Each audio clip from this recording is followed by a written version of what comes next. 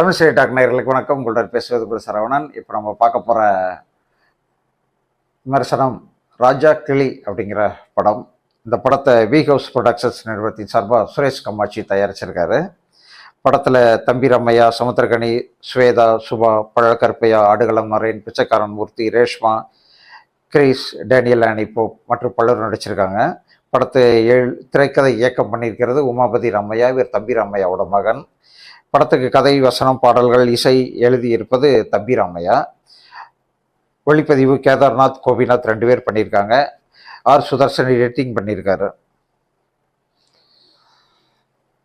இந்த படம் ஒரு தமிழ் சினிமாவில் ஒரு முக்கியமான ஒரு படம் தான். இந்த வருடத்தில் முக்கியமான படம். ஏன்னா ஒரு உண்மை சம்பவத்தை மையமாக வச்சு கொஞ்சம் கதையை மாற்றி எடுக்கப்பட்ட படம். அது என்ன உண்மை கதை அப்படின்னா, சரவண பவன் ஹோட்டல்ஸ் நீங்கள் கேள்விப்பட்டிருப்பீங்க. பிரபலமான தமிழகத்தின் தொழில் குழுமம். ஹோட்டல் தொழிலில் வியப்ப நம்பர் 1 அவங்க தான் அப்படி சொல்லலாம். அந்த சரவணபவன் ஹோட்டல் அதிபர் ராஜகோபால் அப்படிங்கிறவர் 2001 வருஷம் அக்டோபர் திடீர்னு ஒரு கொலை வழக்கில் கைது செய்யப்பட்டது பார்த்து தமிழ்நாடே அதில் அரண்டு போச்சு, அதிர்ந்து போச்சு. அப்போ தான் அந்த ராஜகோபால் அண்ணாச்சியோட தனிப்பட்ட வாழ்க்கை முறை எல்லாருக்குமே தெரிஞ்சிச்சு. அவருக்கு ஏற்கனவே மனைவி மகன்கள் இருந்தும் அவர் 2ஆவதாக கிருத்தியான ஒரு பொண்ணை கல்யாணம் பண்ணி, அப்புறம் 3ஆவதாக ஜீவஜோதிங்கிற பொண்ணை கல்யாணம் பண்ண போய் தான் இந்த இவ்வளவு பிரச்சனைகள் வந்துச்சுன்னு தெரிஞ்சு எல்லாருமே ரொம்ப ஷாக் ஆகிட்டாங்க. ஏன்னா ராஜகோபால் தீவிரமான முருக பக்தர். முருகன் கும்பிடுறவர், ஆன்மீகத்தில் ரொம்ப திளைத்தவர், திருமுருக கிருபானந்த வாரியாரின் நேரடி சீடர். இவ்வளவு நல்லவராக இருக்கக்கூடியவர் எப்படி இதில் விழுந்தார், எப்படி இந்த சாம்ராஜ்யம் சரிஞ்சிச்சு அப்படின்னு சொல்லி பெரிய அளவுக்கு பிரச்சனைகள்லாம் எழுந்தன, கேள்விகள் எழுந்தன. அந்த வழக்கில் அவருக்கு ஆயுள் தண்டனை கொடுத்தாங்க. நான் ஆயுள் தண்டனைக்காக ஜெயிலுக்கு போகிறதுக்கு முன்னாடி அவர் இறந்துட்டார். அது ஓகே. ஆனால் இப்போ இந்த கதையில் என்ன சொல்லியிருக்காங்க அப்படின்னா, அந்த கதையில் முழுக்க கொஞ்சம் மாறுபட்ட ஒரு சொல்லியிருக்காங்க. அது என்ன மாறுதல்னா இன்னொரு வீடியோவில் பார்ப்போம். இப்போ படத்தில் என்ன சொல்லியிருக்காங்கன்றதை மட்டும் பார்ப்போம். தம்பி ரம்மையா முருகப்பா அப்படிங்கிற ஒரு மிகப்பெரிய தொழிலதிபராக இருக்கார். நிறைய பிஸ்னஸ் பண்ணிகிட்டு இருக்காரு. அவருடைய ஒய்ஃபு தெய்வானை தீபா நடிச்சிருக்காங்க அந்த கேரக்டரில்.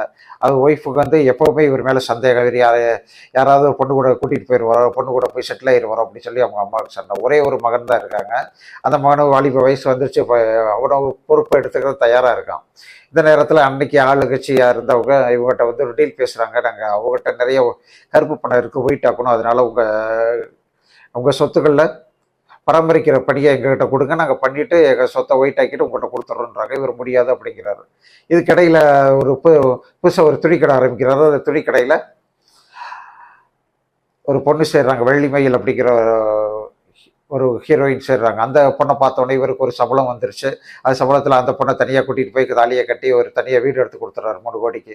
அதுக்கடுத்து இவரை ராஜகோபாலை திட்டம் போட்டு ஒரு குடும்பமே கவுக்குறாங்க. அந்த குடும்பத்தில் மிச்சம் சாப்பிட்டுட்டே இருக்கிற புருஷன் பிச்சைக்காரன் மூர்த்தி, ஒரு அம்மா கவர்ச்சி பதுமையாக இருக்கிற ரேஷ்மா, இவங்களுக்கு ஒரு பொண்ணு ஸ்வேதா. இந்த பொண்ணை வச்சு ரேஷ்மா இவரை வலையில் வீழ்த்தி இவங்களுக்கு தனியாக வீடு வாசல் பங்களா வாங்கிட்டு பெரிய அளவுக்கு பணமும் வாங்கிட்டு செட்டில் ஆகிறாங்க. இப்போ இவர் ஸ்வேதா வீட்டுக்கு அடிக்கடி போயிட்டு வந்துக்கிட்டு இருக்காரு. அந்த பொண்ணை பார்த்துக்கிட்டு இருக்காரு. ஆனால் ஸ்வேதாக்கு இவரை பிடிக்கலை. அவர் அந்த பொண்ணு ஜிம் ட்ரைனிங் போகும்போது அங்கே இன்னொரு ஜிம் ட்ரைனரை பார்த்து லவ் பண்ணுது. லவ் பண்ணுது, கல்யாணமும் பண்ணிடுது. இது ராஜகோபால் இவர் தம்பி ரம்மையா ஃப்ரெண்ட்ஸுக்கு தெரிஞ்சாலும் சரி, என்னை கல்யாணம் பண்ணிட்டு போட்டு விட்டுருங்க அப்படின்றாங்க. ஆனால் அந்த கல்யாணம் பண்ணிட்டு போனால் அந்த கிறிஷ் ரொம்ப மோசமான ஆளாக இருந்து இந்த பொண்ணை ரொம்ப டார்ச்சர் பண்ணுறதுனால எனக்கு பஞ்சாயத்து பண்ணி விடுங்கன்னு சொல்லி மறுபடியும் வர்றாங்க. அப்போ வரும்போது நான் ஆசைப்பட்ட பொண்ணை இவ்வளோ அலைக்கழிக்கிறானே அப்படின்னு நினச்சிட்டு தம்பி ரம்யா அவனை கிரேஷை கொலை பண்ண சொல்கிறாரு. அவங்க போய் ஃப்ரெண்ட்ஸ் போய் கொலை பண்ணிடுறாங்க. அது இப்போ போலீஸ் தேடுது. இப்போ போலீஸ் இவரை அரெஸ்ட் பண்ண வர்றாங்க.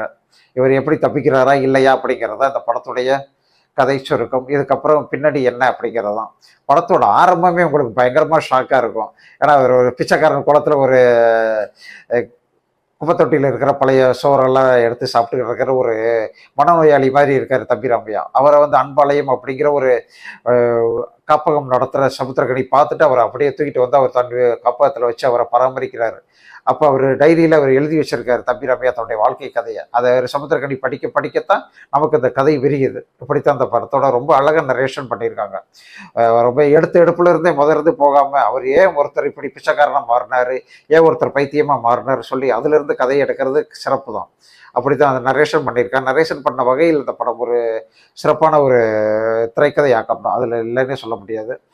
படத்தில் நடிப்புன்னு பார்த்தா தம்பி ரம்யா பின்னிருக்கார் மனுஷன். அவர் ஏற்கனவே ஒரு மீட்டருக்கு மேலேயே நடிப்பார். இந்த படத்தில் அதை விட அதிகமாகவே நடிச்சிருக்காரு. அதுலேயே அந்த பிச்சைக்காரன் குளத்துல எல்லாம் நீங்கள் ஜீரணிக்கவே முடியாது. எப்படி இருந்த மனுஷன் இப்படி ஆயிட்டாரு அப்படிங்கிற ஒரு ஃபீலிங்கை நமக்குள்ள அந்த கேரக்டர் மூலமாக கொண்டு வந்திருக்காரு தம்பி ரம்யா. அந்த வகையில் அவரை நம்ம மனசார பாராட்டணும். அதே மாதிரி ராஜா மாதிரி செல்வந்தர் வேடத்தில் நடிக்கும்போது அப்பவும் நம்மளை அவரை கவனிக்க வைக்கிறாரு. ராஜா வாழ்க்கை வாழ்றான்டா மனுஷன் அப்படின்னு நம்மளை சொல்ல வச்சிருக்காரு.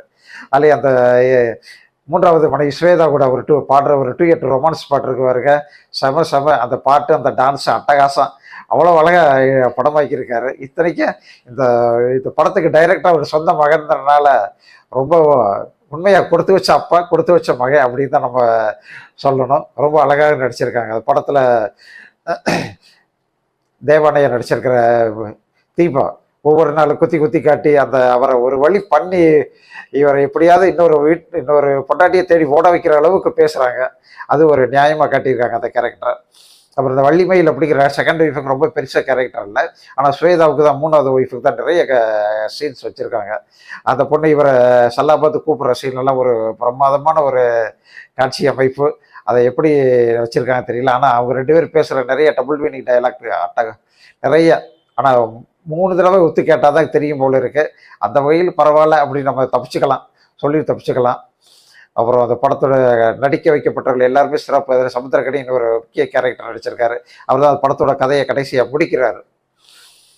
அதை அவர் சொல்கிற ஒரு டைலாக் உண்மையாகவே ரொம்ப நல்ல டைலாக். இந்த இன்னைக்கு ரேஞ்சில் தமிழ்நாட்டில் எல்லாருமே கேட்க வேண்டிய ஒரு டைலாக். பிள்ளைங்க தப்பு செஞ்சு பெற்றோர்களை அதை மன்னிச்சு அது நியாயமானது, கண்டிப்பாக செஞ்சுதான் ஆகணும்.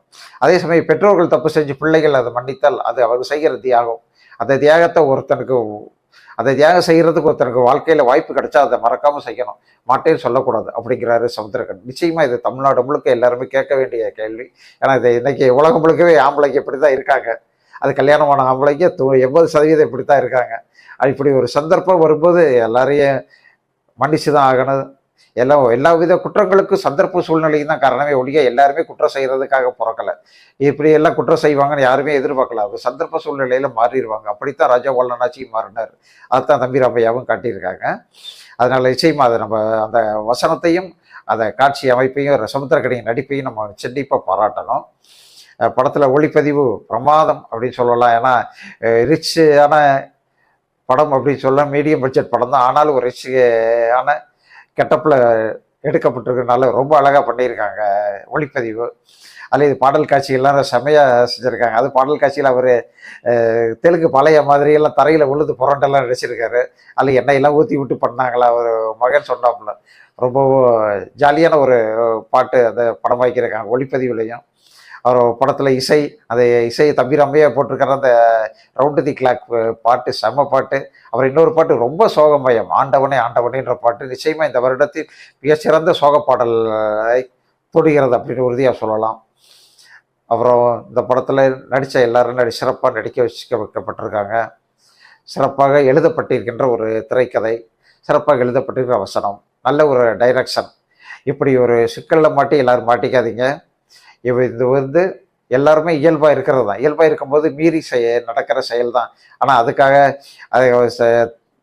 அந்த தவறையே காட்டி அவரையே சமூகத்திலிருந்து விலக்கியெல்லாம் வைக்க முடியாது அப்படிங்கிற. அதே சமயம் நோய்வாய்ப்பட்டு வர்ற பெற்றோர்களை நிச்சயமாக நம்ம தான் கவனிப்பை காப்பாற்றணும். அந்த நேரத்தில் அவங்க மன்னிக்கலைன்னா நம்ம மனுஷனே இல்லை அப்படிங்கிற ஒரு விஷயத்தை அழுத்தமாக பதிவு பண்ணியிருக்காங்க அந்த படத்தில். நிச்சயமாக அந்த விஷயத்தில் இவர்கள் மனதார பாராட்டுகிறோம். படத்துக்கு சிறந்த டைரக்ஷன், சிறந்த திரைக்கதையாக்கத்தில் இந்த படம் வந்திருக்கு. நிச்சயமாக அனைவரும் பார்க்க வேண்டிய ஒரு திரைப்படம். அதுலேயும் தமிழ்நாட்டில் இருக்கிற ஆம்பளைங்க நிச்சயமாக பார்க்க வேண்டிய ஒரு திரைப்படம் அப்படிங்கிற சந்தேகமே இல்லை. நன்றி, வணக்கம்.